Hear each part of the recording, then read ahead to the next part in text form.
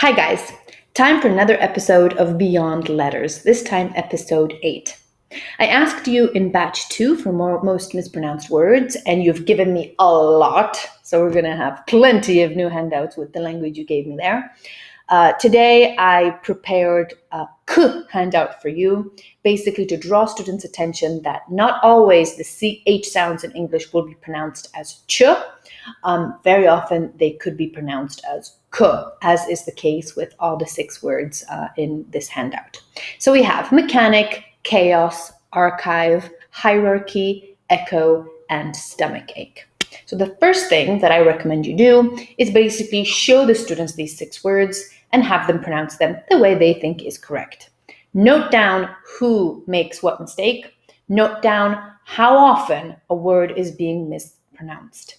And then, at the very end of the session, come back to the most problematic words and, of course, nominate the students that made the most mistakes and help them correct themselves.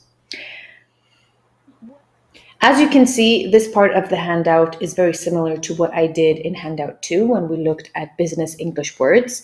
And I decided to repeat the type because I tested that one and it worked really well. So I think that it is a good way to draw people's attention to the K here and show the words like this.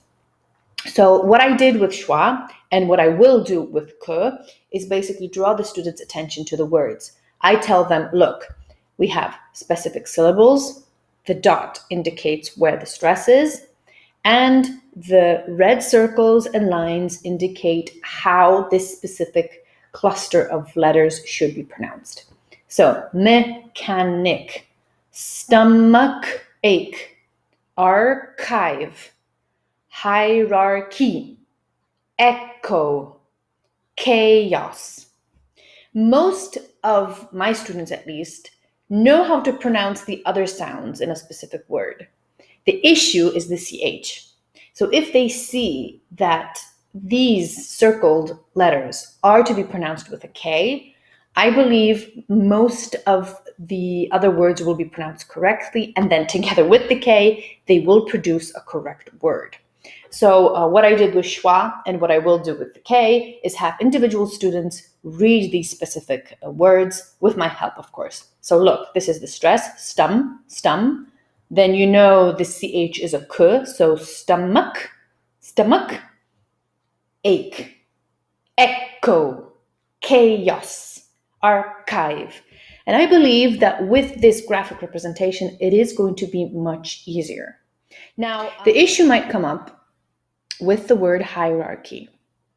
So many of my students and many non-natives actually pronounce this as hierarchy. I tried to find out why, and I basically couldn't. And I even asked you on Facebook why so many people pronounce it with a K. And many of you actually told me that you've never heard it like this before, which basically means it's just the non-natives who pronounce it this way. And it might not be a very common mistake after all. So I'm still going to say that some of your students might be saying hierarchy, but hopefully with this graphic representation, where there is no thread and no circle at the first syllable, they will see that it in fact is not k but h.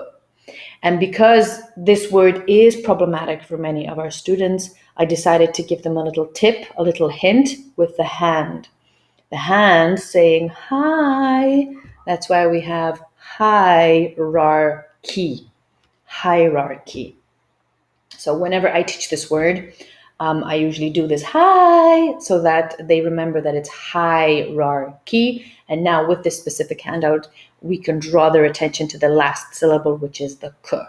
Now, this is a cheat sheet because we have a clear representation of the k sound and then the red threads and then the red circles.